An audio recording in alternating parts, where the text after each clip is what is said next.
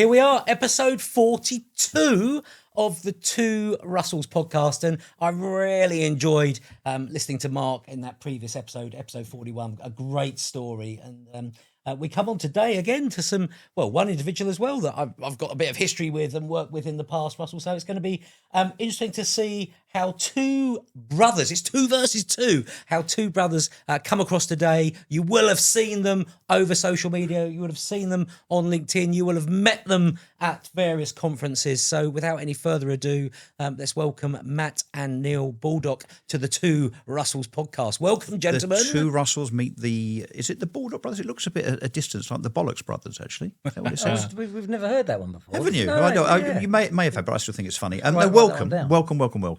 Two versus two. And it's unusual, actually, isn't it, that it's Matt and Neil? Because I know that normally Matt tries to kind of muscle in and elbow his way in on all of these various podcasts and so on.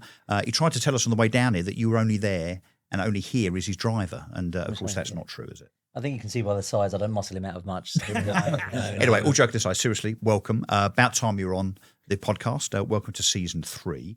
So we should kick off really with a bit of history, I guess. Obviously, your brothers. Why estate agency? Where did it all start? So there's the kind of constant story that everyone will tell you is accidentally, I suppose, to go from there. So that is very common of everybody we talk to. No one goes into it on by way of it being an engineered career, it seems. No. So I'm meant to be a solicitor. So I went to university to study law and was doing quite well until my very last exam. I decided to leave early to go to a barbecue, which my mum's still pretty pissed off about to this day. Wow. I like barbecues. What can I say? Clearly. Don't we all? And I don't like tax law. So that exam didn't go too well. And then the night before the reset, I don't know if you remember this, England beat Germany 5-1, even Heskey scored. Yeah. There you go. So I was down the Nottingham Palais about 3 a.m, having a great time. So the reset didn't go so well. So had come back to Chelmsford, kind of licking my wounds a bit, not entirely sure what to do.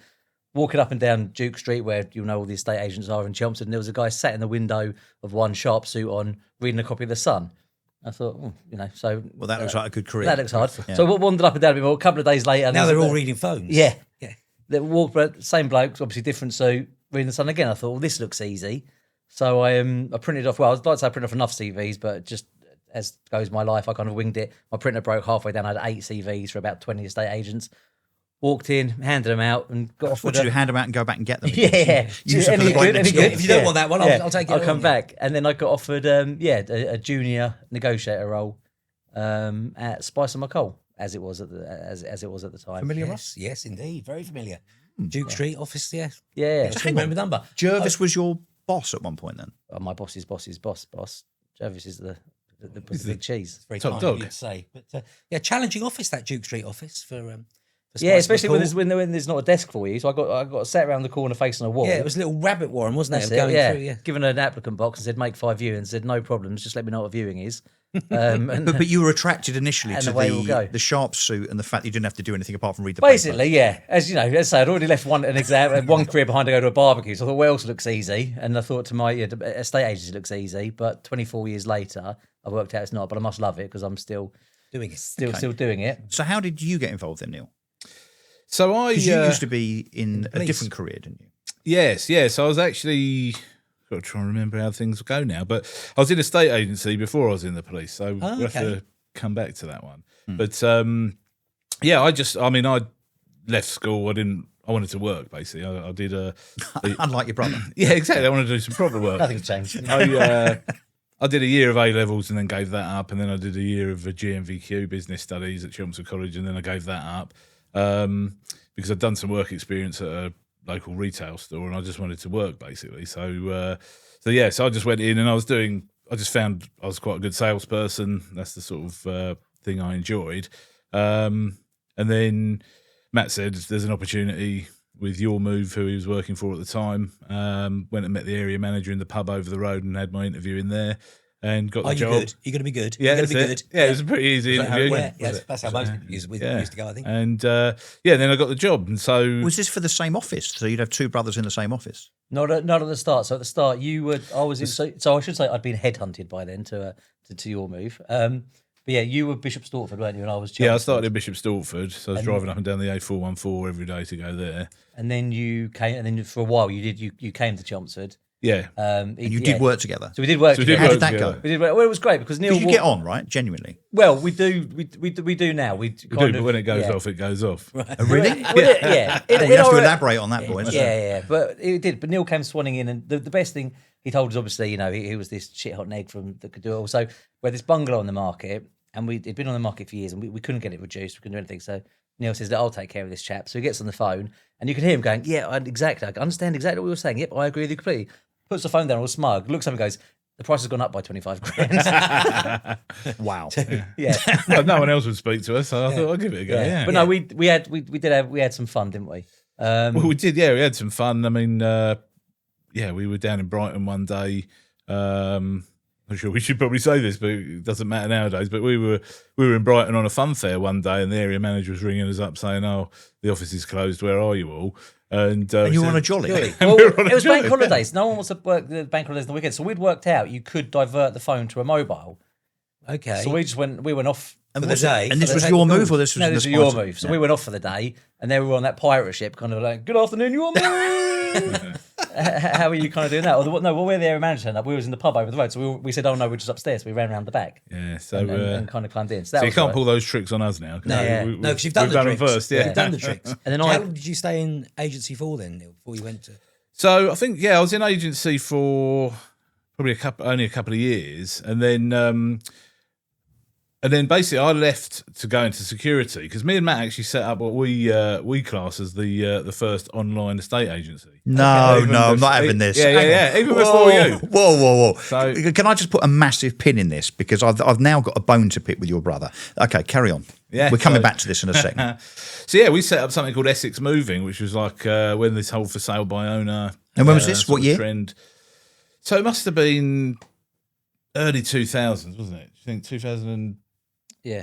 something like that. 3. So very early days. You were very, much- very early. At your move, or you'd left that point? So we it was a yeah, side hustle. No, so we'd been sold to a franchise. So Your Move franchised everything. Yeah.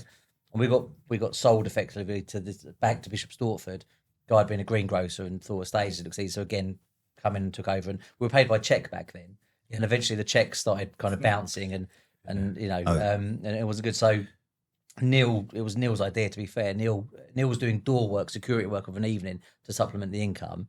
I was good enough at agency that I could make my commission.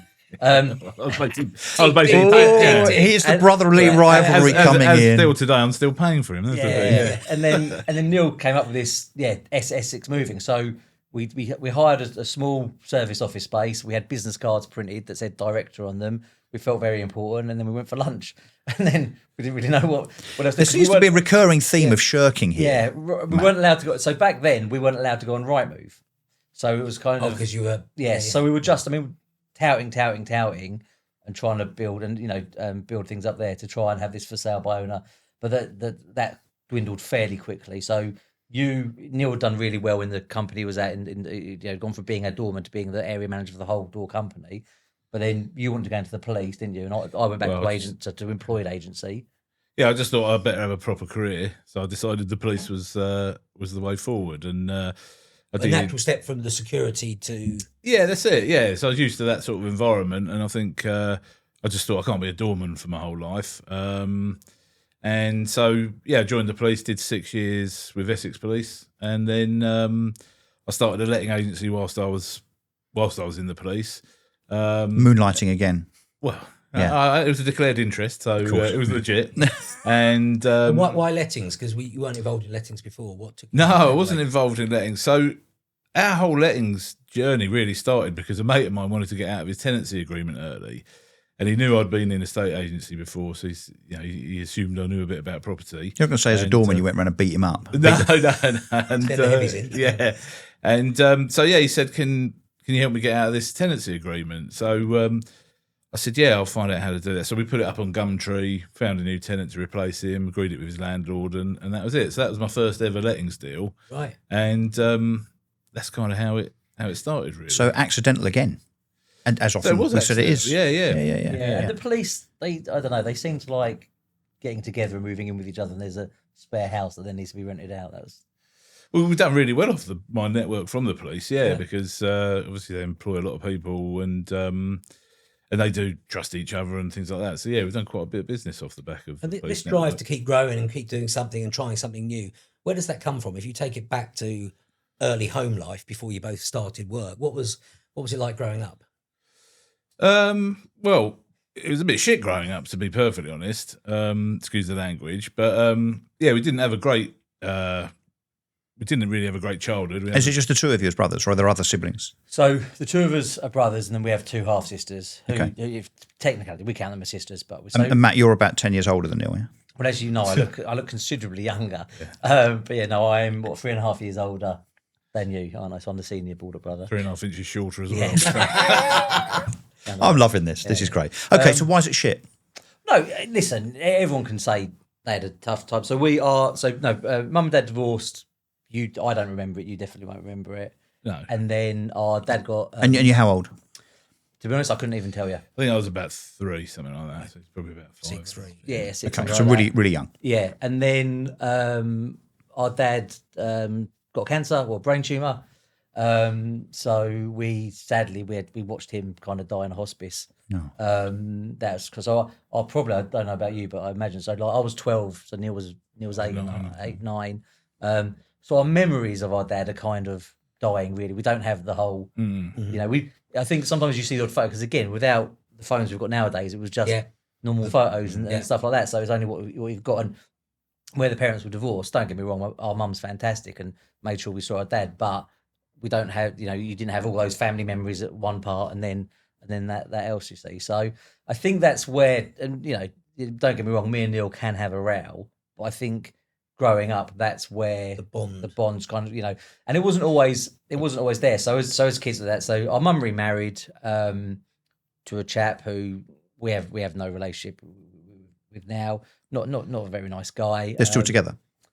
Yeah, listen, I'm not going to get into my mum's business No. on this. It's a difficult one. When you live in a situation, you just make it work and it makes sense, right? If you explain it to the outside world, we all have our. But as you're older, you don't have to. Yeah, and that was the point. So as you got older, you kind of started realising the world was different to it. So it was when we hit 17. So when I hit 17, I was thrown out of home. Went and lived, oddly enough, in an HMO, which I've only realised it was an HMO now. Now we're in the HMO network. Just thought it was a room at that time. At that point. And then Neil did so. My going to university, I think, was an escape. I was like, and actually one of my biggest regrets is I went to uni and I didn't speak to Neil at all. Yeah, we didn't get on. What, because you'd fallen out a bit, or you just drifted? We drifted. We didn't get on. We were just we had different friends. But you're also different ages, right? So when you're 19, you're 16, I suppose. Particularly when you're 16 and he's 13, you've got a very different outlook as different types of kid, I suppose, because of your age, haven't you? Yeah, I think so. And I think his biggest regret didn't go to university. It is, yeah. Yeah. I don't think it was just, for me, I was of that generation where you just went because that's what you were meant to. It was kind of like the first generation where you go to uni. So I didn't really know why I was going. But I think looking back at it now, it was an escape for me. And what did you study? I got the law and barbecues. And then, the law of barbecues. Law of barbecues. So I'm a bit like, I still carry that kind of bit of guilt. Not that he needs looking after, you can see him, but that guilt that I maybe didn't kind of come back. So that's maybe where we've had a bit of a closer bond. But then Neil also left home when he hit 17, went to live in the same house, funnily enough. And then I remember I obviously finished uni under a bit of a disgrace, came back. I mean, I should point out very quickly, I do have a law degree. So I've got a certificate and I had a photograph with the hat and the gown. So I want to say... But hang on, did you buy that or is that a genuine... No, it is a genuine one there. So because I do point out a lot. Proudly brings out It's great for our listeners to hear the journey. A lot of people just think, oh, there you go, two brothers, happy as they are, off they go, they work together, let's build a business, let's go. But it's not like that, is it? There's lots of moving parts that have happened on the way. Yeah, definitely. And I think there probably was... I don't think we ever had a massive fallout when we were younger, particularly. We just didn't get on as younger brothers do. But that's pretty often the case, right? And then I think when Matt left for university, you got to remember I was still there, and I was probably, I was 15, 16 at the time, and I was looking after my little sisters from all the stuff that was going on at home, and so I guess I felt a bit like I'd looked after everybody. Yeah. And then now it's time for you. Yeah, and he's just buggered off. And then not that he's buggered off, but then when he came back, it was a bit like, he's just sort of swanning back in, and I've been dealing with all this shit. So, Yeah, but you've both done the same thing. You know, you've got to the age of 18, 19 and thought, right, now it's my time because of all the crap that I've, encountered. You then 3 years later think the same thing, right? That's natural, isn't it? yeah, but we sorted it out pretty quickly. Well, didn't yeah. we? So I came back, and Neil said, "Look, we drink down this pub. My mates there behind the bar." He said, "Come down the pub." So went down. He was like, "This is my brother that obviously he had a fair few. We've been on out. You understand? I can drink." Well, you can drink to a point, Yeah. and then you fall over. Yeah, but yeah, basically, yeah. Well, this night I did mainly because Neil's fist landed on my chin. But so we went out front. We'd obviously had around a taxi. He got out of the taxi. Well, on the way out of on the the way pub. coming home. So you're both pissed. Both pissed. Yeah. I used the taxi. But hang on, this is the first night of your reconciliation. First night of reconciliation. So it's going well. Yeah. I flew out of the taxi with a flying headbutt. Caught him, didn't hit. Stood up. He just gave me a jab on the chin. My mouth said, that didn't hurt. My legs said differently. Right, bang. Bang on my ass. And I looked up at him and went, right, let's not do that again. And since then, pretty much best mates. Do you think that cleared the air? Yeah. Oh, 100%. Yeah. What was the row about? But you've got grief manifests itself in lots of ways. It comes out in lots of ways. Yeah. Doesn't it? So Yeah. you needed that like explosion for something to And then come together. And then from there, because we're in our early 20s, working together and socialising together. And even then when we had a bit later on when we had the company, it was kind of pretty much every 3 months we'd have a blowout because we were together all the time, I think. Pressure cooker Yeah, stuff. pressure cooker there. So every 3 months we'd have a blowout. I tend to be the one that drops off. There's a lake in Chelmsford I like to go and sit by, so they know where I am. I'm like, I'm going to the lake and I wander off. It can, hash it browns can be you like to go stroppy. to as well. Yeah, Friday morning hash browns. So every 3 months we'd have a blowout. But then as we've got older and kids have got older, we're not out as much as we used to be. We're not office based as much as we used to be. So that's all calmed down. So you're still together, but maybe not in each other's faces as much. Right, okay. But that's the same in any relationship. That's the same with parents, same with marriages and so on. If you're together all of the time and there's no degree of separation, you're bound to not get on. Do you think that your experiences from kids onwards and that blowout, I mean, that's inevitably made you both stronger and that bond stronger? I bet you die for each other, actually, I suspect.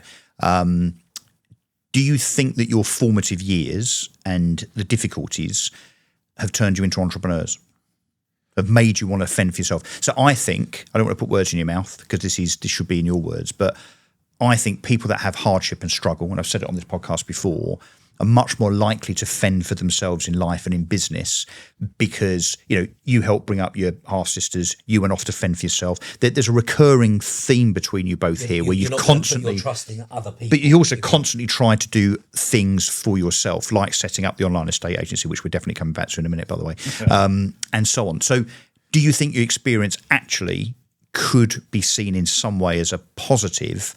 Because otherwise you might now still be working for Your Move and, Essex Police now. I think you need a certain amount of resilience, don't you, to run a business. At the end of the day, it's not for the faint-hearted, is it? Yeah, let's face it.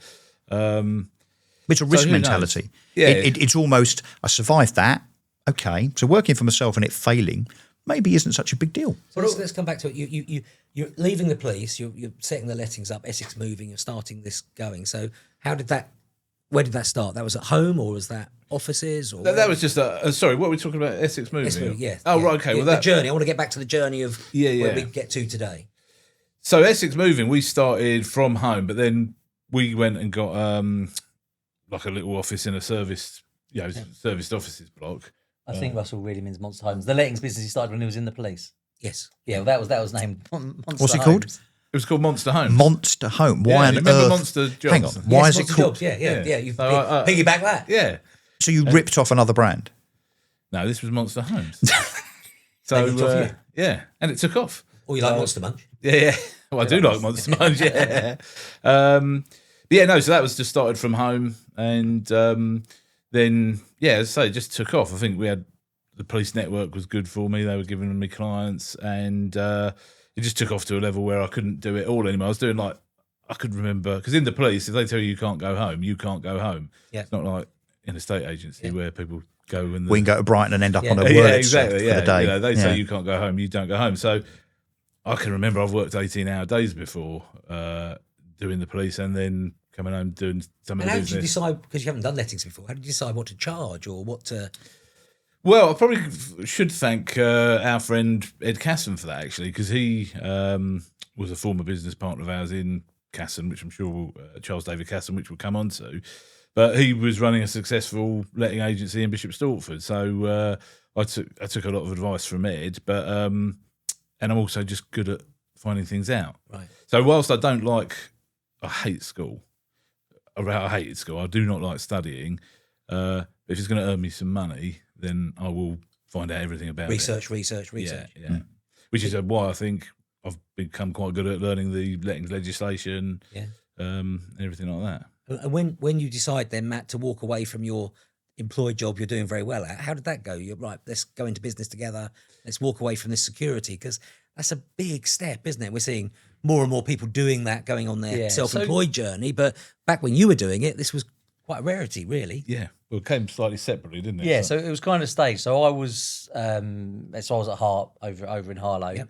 and Ed, another chap, they had Charles David Casson. They'd been out about 6 months, I think, and they said, "Oh, we want to start a second office in Salisbury, which is basically in between where I worked and where they were." Mm-hmm.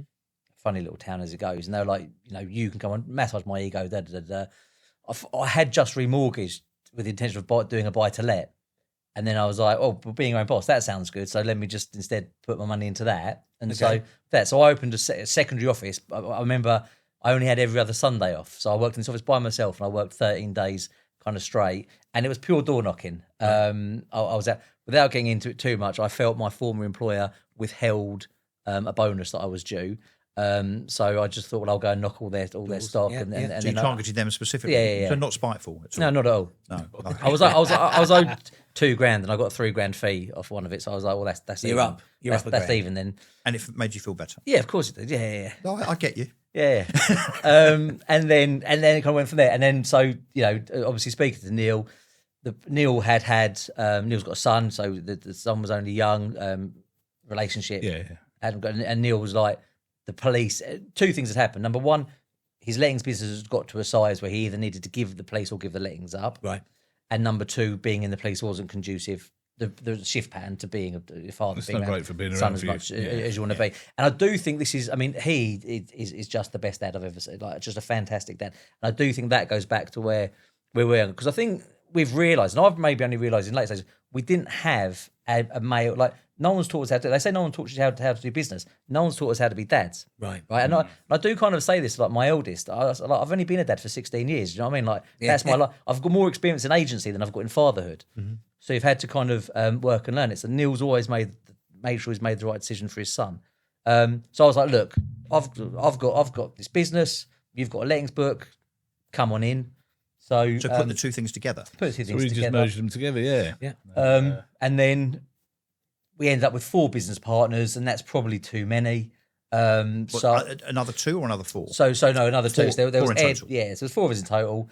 We all wanted to do kind of different things. So we were like, well, look, so we sold the Hertfordshire operation, the lettings book over there. The other 2 went off and did their own thing. We kind of said, we kept, because Neil's landlords had gone from Monster Homes to Charles David Casson, and honestly, we didn't really have any money to start doing big rebrands.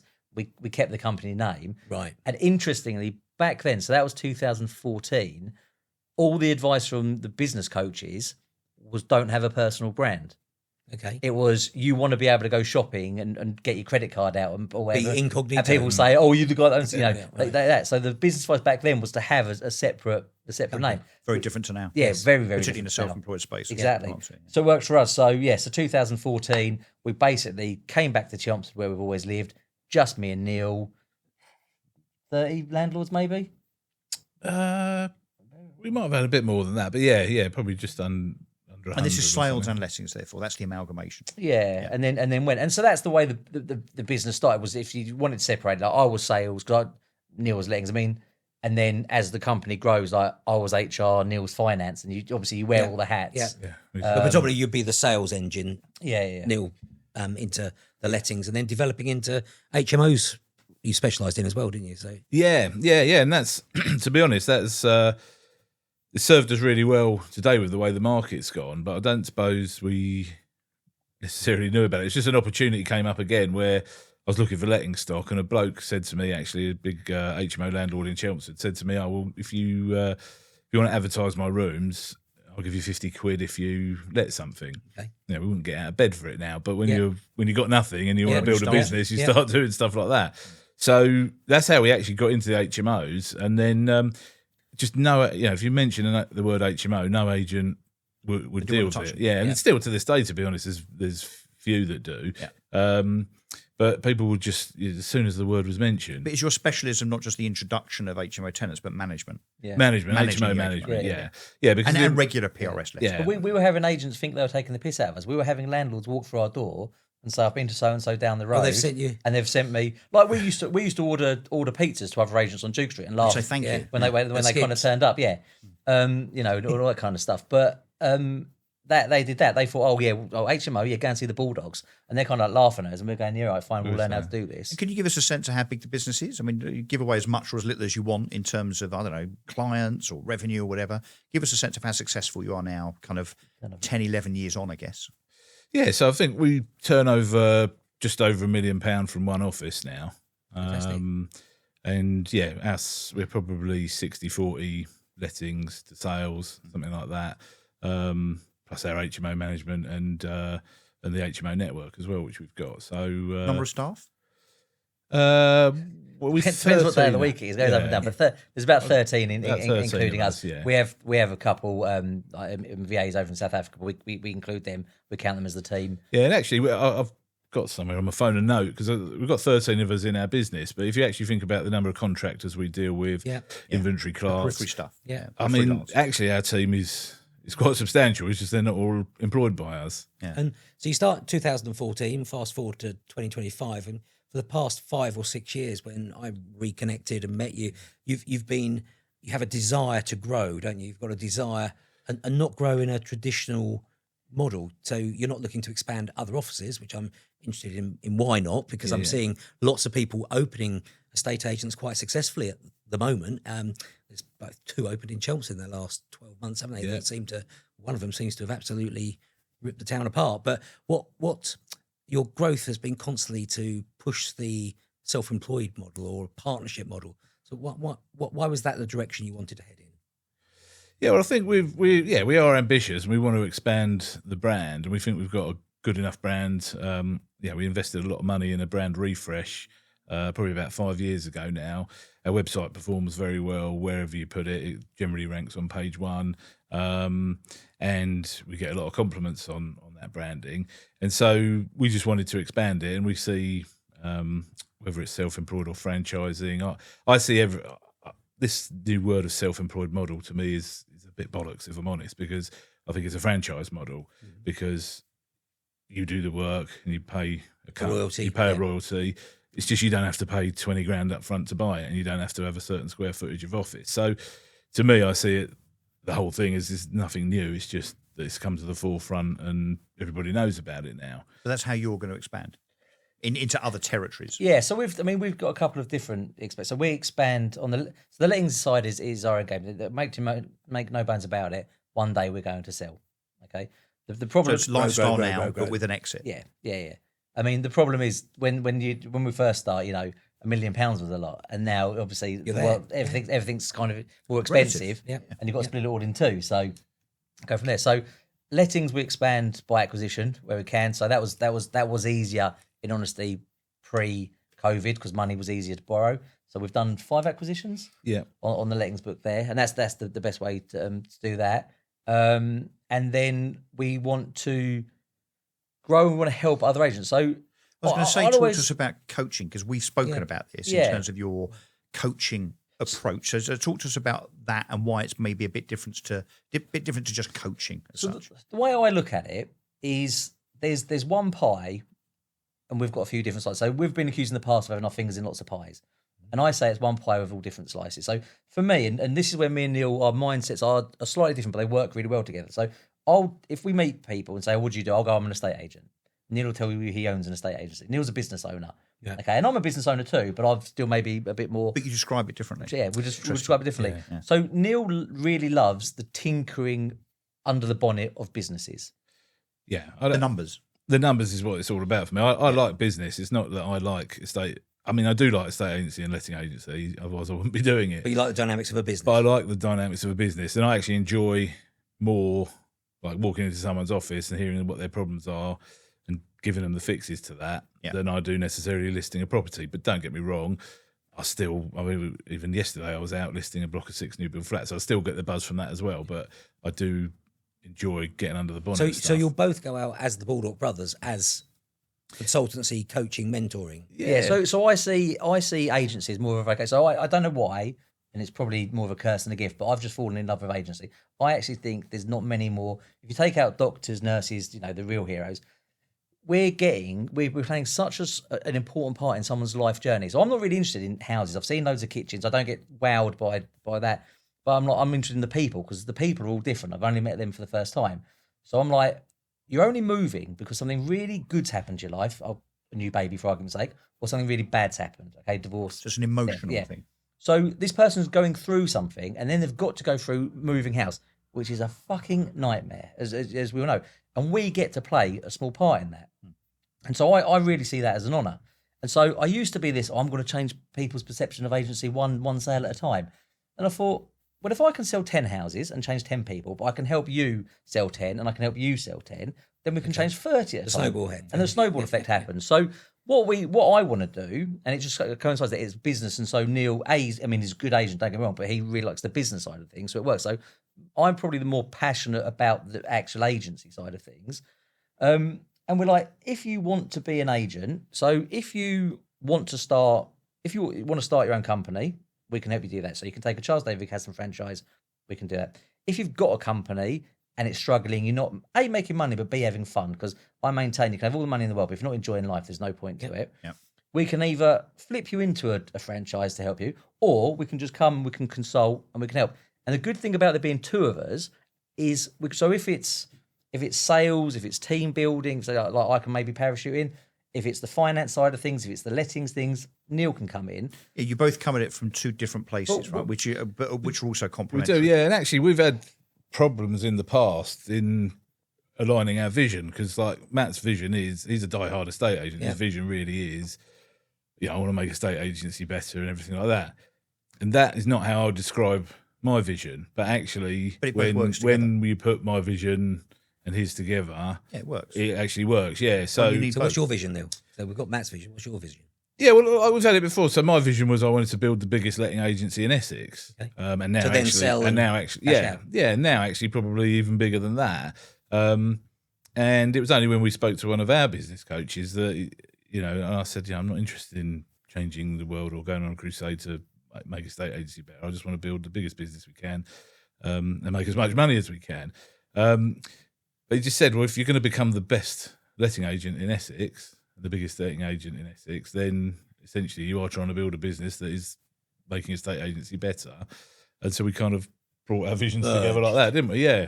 They are complementary. And they are, yeah. So we come from different places sometimes, but actually we meet at the same place. You meet at the same part. And the thing is, and I make no bones about it, I think we're different and a bit unique because we still do the job. Yeah. So, you remind me, you're almost a case study for a book called Rocket Fuel. If you haven't read it, thin little book, take your whatever day to read it, which is about the complementary nature of business partners. Mm-hmm. So getting a CEO and a COO or a CFO or whatever, but both really understanding and acknowledging what you are and what you're good at, and also acknowledging and admitting the stuff that you're not good at and that you're weak at.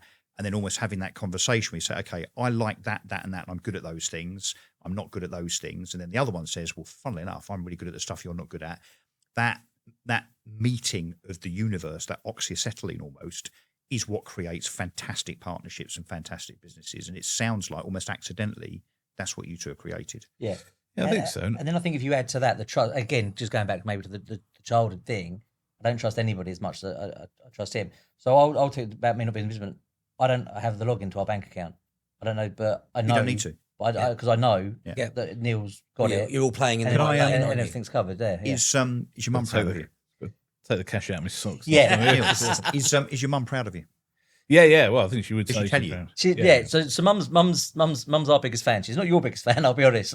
Excuse me. You weren't his biggest fan, were you? No. Well, that's what I want to come back to. The bone on it. But no, she is. So she wasn't happy at all when She blamed me for some reason because I'm the old one. When Neil said, "Oh, mum, I'm leaving the police, the safest job there is, pension, and going to start my own company." Because our mum's 50 years in the NHS, so she's very much institutionalised. That's what you do. That's what you do. You go to work, you get paid. That's it.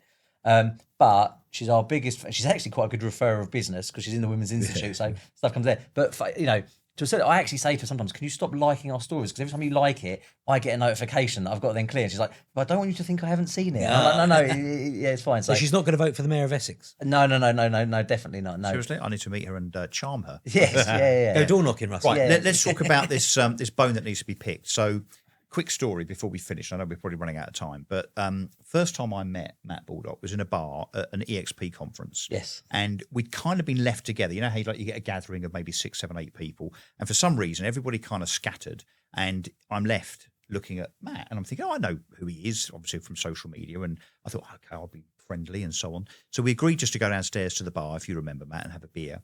As we got downstairs and I ordered the drinks, I could see he was a little bit hesitant. There was definitely this kind of weird obstruction in our interaction. It was a bit odd. And in the end, in fairness to him, he turned around to me and said, "I've never liked you." Well, we had actually met previously at a Do It for Dom event, and I'd sat around a fire from you, a person, and I hadn't engaged with you. And Was it it took before or after? Yeah, I can't that was remember. before, and it took every ounce of me not to throw you on that fire. Yeah, So and the reasoning apparently was, Matt, that I had been, let's just say, a bit of a gobshite when it came to e-move and fixed fees and so on, which you, as a traditional agent that wants to charge full fees and no sale, no fee and contingency fees, as we call them, you kind of took exception to. So you didn't like me very much. But did I charm you like I'm going to charm your mother? I said, my exact words were, I said, "I've always said, as soon as I see you, I'm going to punch you. But you're annoyingly quite a nice bloke, aren't you?" and that's a conversation I have about you behind your back with many people. We go, "He's actually a really nice guy, isn't he?" I know. And in fairness to you, Shock. you were very honest about your business, what you do, how you do it, And how I promoted eMove and how I kind of And felt why that you did I that. had a role to play. And this is the difference because, just to be very clear, I have no issue with the low fee model. What I have an issue is with people insulting hard-working estate agents. which I definitely insulted the traditional industry. So every time you need, I used to go. I remember sitting in my office going, "Oh, Quirk needs some more money," because you'd be up there banging the drum when you're raising funds. Yeah, it was probably funding round number 7. It's or like something. the two brothers there with the commisery advert. I say the model I don't have an issue with. I have an issue with people working their nuts off for not much money back in those days, especially an employed agency, coming home and people thinking you're just robbing it or it's easy work. In credit to you, you've come out, put your hands up and said, "That was wrong, that didn't work, Model that was doesn't wrong." work. And actually, we should be charging real full fees.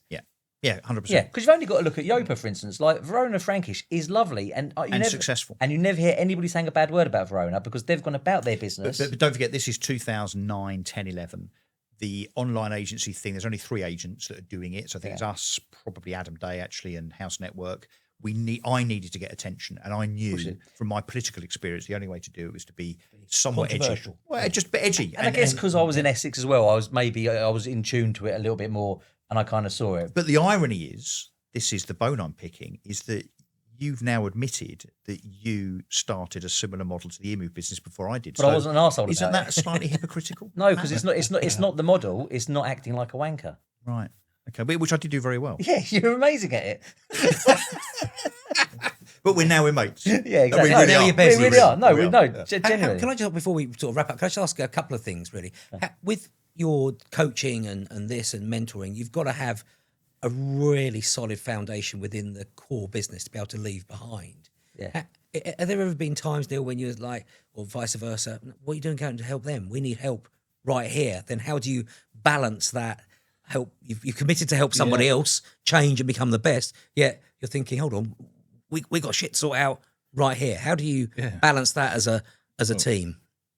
Well, I think the first things first, if you've made those commitments, you just got to dig in and deal with what you've got. And I think that's why anyone who's going to go into business needs to be either nuts or in it for the long run, don't they?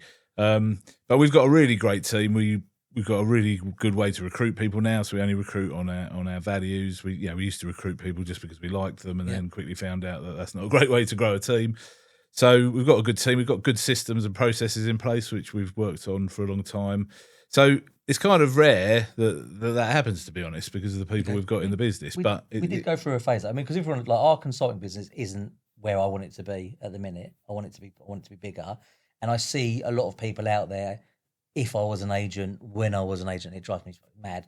Because we did go through a phase, unfortunately, where we both had to just get back in and get back on the Back in the tools. trenches. Yeah, so earlier this year, we'd obviously we always keep to our commitments, but we wouldn't take on any new clients. But now what we've done is we've hired very heavy in terms of salary. We've hired really top A players, as the cliche saying is. So now, I mean, I haven't basically been there for about a month. Neil's had 2 or 3 weeks off because summer holidays and everything, and that runs and as well. So now it's a proper business. Yeah, and now we know that we can kind of go out and do that. But again, if we hadn't made bad hires as such and done things wrong, then we wouldn't be able to offer that advice to other people. Right. You know, you have to make the mistakes. So but also you can't just want to make this point. You can't just walk out your business. It's still managed. So we're here today. Yeah. We'll still be looking in on the business. Yeah. We've still got systems to monitor that. But there's lessons here in terms of hardship and challenge, as seems to be the theme of the Two Russells podcast often, but also learning from mistakes and actually being big enough to know that you're going to make mistakes. They're not terminal. You genuinely learn from them rather than pretending it was, wasn't my fault. And you end up with a better business as a consequence. The biggest mistake I think we used to make, me certainly, probably because of our childhoods, I used to always back the underdog. So if someone came to an interview with a sob story, I'd want to be the one that I can turn them round, change them, turn them around, and you'd keep people for much longer than you should. Sounds very woke. Hopefully, you're not doing that anymore. I'm not doing a Whaley, no. But you've got to realise you can't save everybody. Yeah. And that's the problem with it. Well, and I'm afraid in business, you can be nice and you can have a great culture, which I think is very important, but ultimately you have to make decisions that are best for the numbers, for the business. Yeah. We fired our best friend. Yeah, once, like many years ago, we had to make that decision. Yeah. So we moved towards the future. So what are we growing? Baldock Brothers Consultants, Charles David Casson, all of the above. What's the and still whilst an eye on the prize for how big's the lettings book got to be before it gets sold? We're growing it all. Matt will tell you he thinks I've got undiagnosed ADHD, so I'm like I'm always up for something. We're opening an office in Docklands. Just driving here today. Oh, gosh, we should have an office. I can't believe how much this place. You decided that on the way here. No, but I mean we're growing Charles David Casson. We're growing the franchising, self-employed side of that, however you want to term it, and we will grow the consulting because Matt loves that. So you don't. Yeah, and we're really good at it. Yeah, like, we are genuinely, and I do like. I don't do the big online ego kind of stuff. Leave that to me. But yeah, I'll leave that to you. But we know what we're doing because I don't think you're in this job for 24 years unless you know what you're doing. But you've also, what's imperative, and you touched on it earlier on, Matt, you've got to enjoy it. So whether you enjoy the numbers side and the tweaking of the business as such in terms of making sure that everything is as it should be and you're learning from the data and so on, or whether it's liking the people, the journey, and I know it's a bit of a cliche, you didn't quite say this, but almost helping someone fulfill their dreams of ownership or whatever. Yeah. If you're enjoying it, that's everything, isn't it? What's the old saying? If you do a job you love, you never work a day in your life. Yeah, true. Our Facebook page is called Grow and Enjoy your business because it's you have to enjoy it, otherwise there's no point. Well, grow and enjoy could be misconstrued. I think because we've both left an employed role like the police and estate agencies, and we've seen what we've been able to build and how you can have it. You don't have to be run off your feet all the time or stressed all the time. No. If you get the clarity of what you need to do to put those things right, and that's really what we want to help people with. What you need is a really good elected mayor of Essex to help you. Right. On that note, we're not giving him any more airtime on that. Gentlemen, it's been an absolute pleasure. Thank you very much for coming on. Really enjoyed it. Absolutely fantastic. It was actually much more interesting than I thought it was going to be. Thank you. Shut up, Russell. Thank you. Well, that's it. That's episode 40. What number did I say at the beginning? 42 in the can. We look forward to episode 43. And as always, if you could like, comment and subscribe, that will help us no end to get even more guests on to the Two Russells podcast. Neil, Matt, thank you so much. Thank you very much. You've got to say it's goodbye. Yes, it's been a while. It's a summer, you see. Yeah. Well, it's good night from me. And it's good night from him.